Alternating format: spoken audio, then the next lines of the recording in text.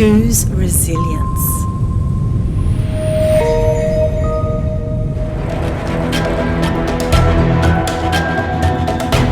Welcome. In all that's going on around us, we continue to reflect on what it means to live well, love authentically, and reflect God's truth, justice, and compassion. What do we need in order to do this? Well, we need an utter knowing and reliance on the goodness and love of God. We need to hold on to and hold out joy, hope, encouragement, resilience, and so on. This month, we reflect on resilience, being adaptable and flexible in times of stress and crisis, with the ability to bounce back. Resilience enables us to live well in the midst of chaos and turbulence, and is a capacity we can continue to grow and nurture in our lives. As we continue reflecting on how to live God's way in all of this, let's choose resilience.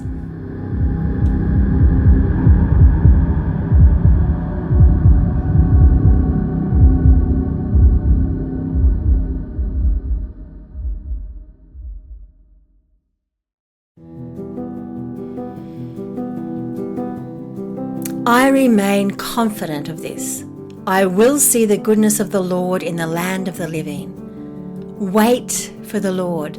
Be strong and take heart and wait for the Lord.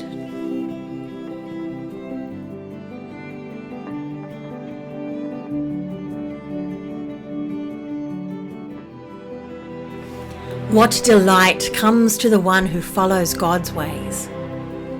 He won't walk in step with the wicked, nor share the sinner's way, nor be found sitting in the scorner's seat. Her passion is to remain true to the word of I am, meditating day and night on the true revelation of light.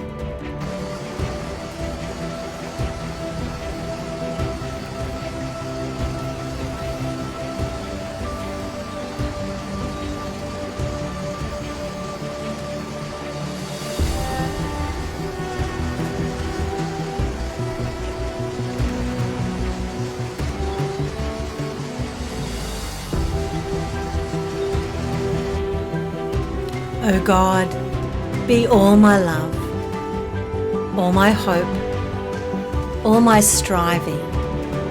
Let my thoughts and words flow from you.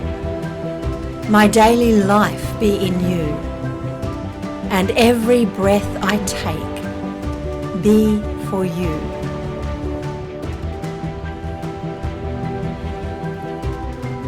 Blessed is the one who trusts in the Lord, whose confidence is in him.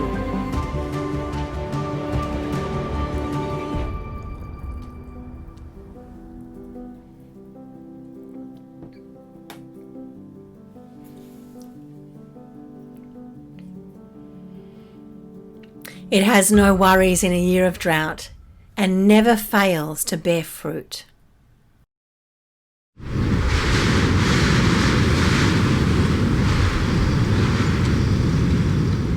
We recently, along with thousands of others, spent a couple of uncomfortable days waiting for a cyclone, without knowing exactly when or where it would strike, or how much damage it would inflict. Across the region impacted, some people emerged relatively unscathed, and others faced thousands of dollars in repairs.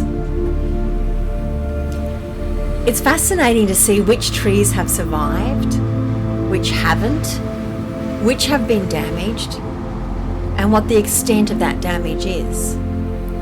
Some trees, the more shallow-rooted, have been completely uprooted.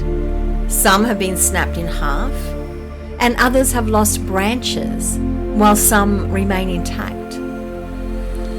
Certain Australian natives, such as red river gums, are amazingly resilient and adaptable, able to withstand both drought and flood.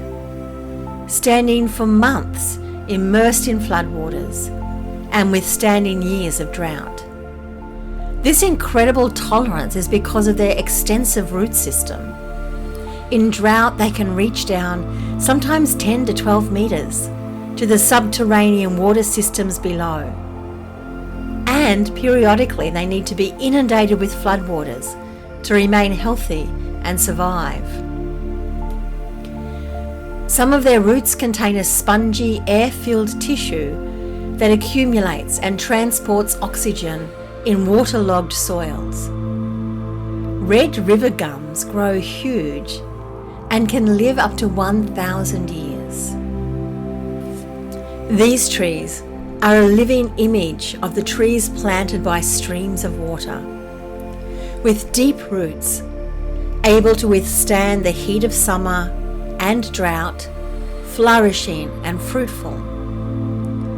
This is a true picture of resilience, the capacity to be adaptable and flexible no matter what, to survive. In an emotional sense, resilience is the ability to successfully adapt to stressors and to maintain psychological well-being in the face of adversity. The word resilience comes from the Latin resilio, formed by the verb salio, which means to jump, with the prefix re indicating repetition.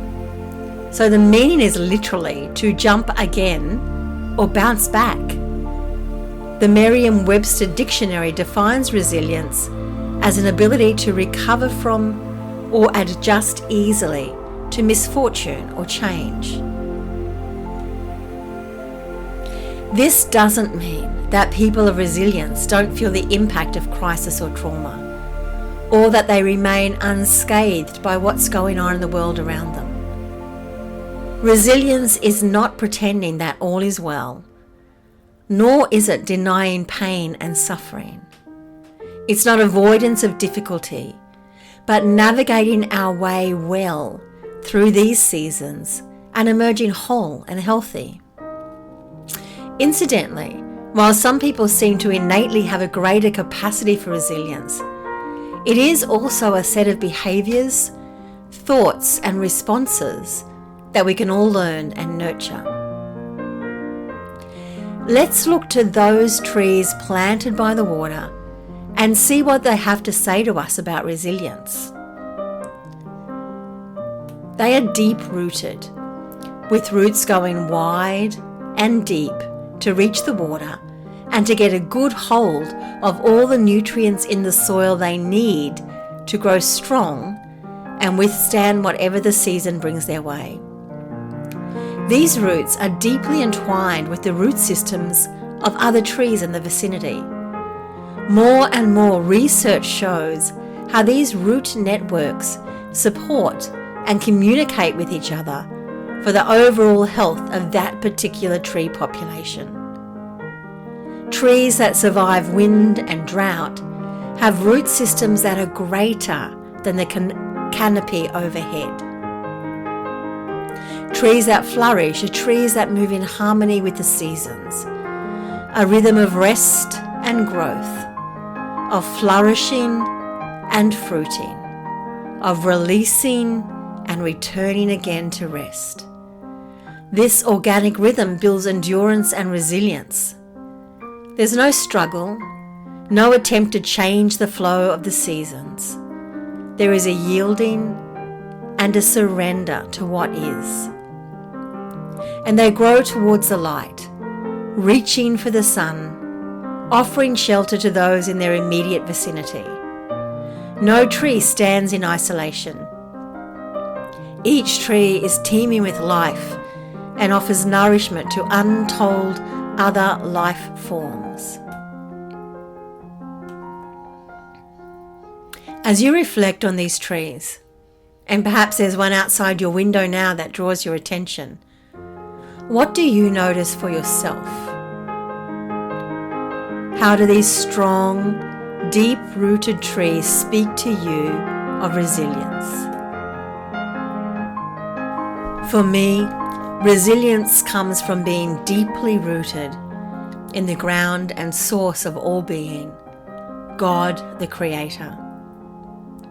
It means being so deeply rooted that no matter what is going on in the external world, I can continually draw on all the goodness, love, and grace that God offers.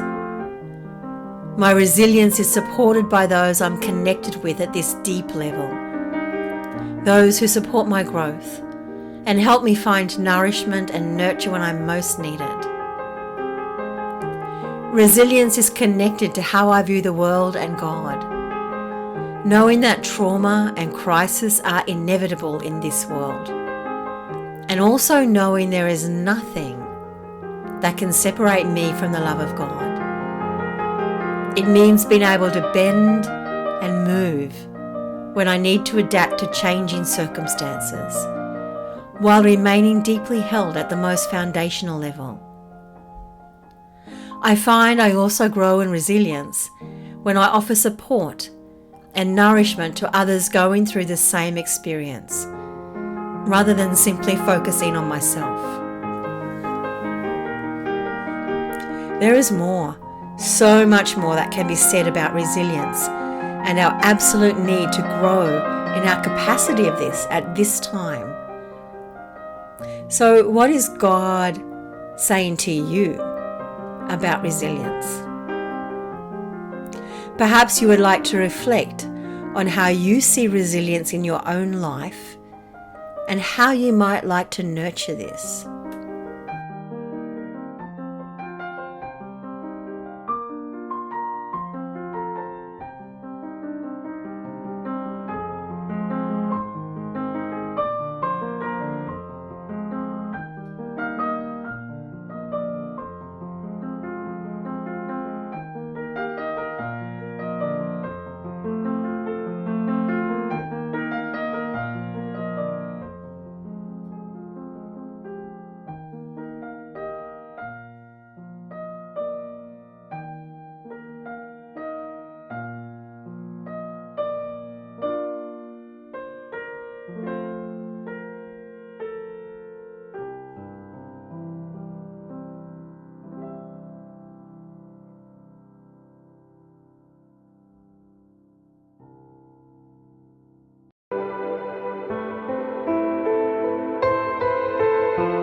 Let nothing disturb you. Let nothing frighten you. All things will pass away.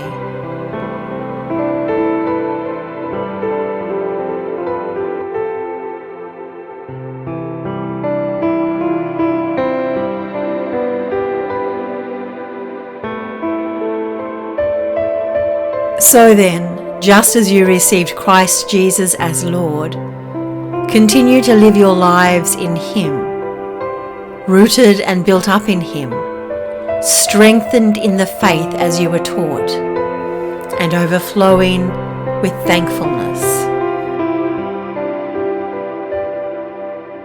May you know that in all things God works for the good of those who love Him, who have been called according to His purpose. That's you. May you be deeply rooted in the truth that nothing can separate us from the love of God. May you be strengthened with power through God's Spirit in your inner being, rooted and established in love. May you grasp how wide and long and deep and high the love of Christ is, knowing this is love that surpasses all knowledge. Amen.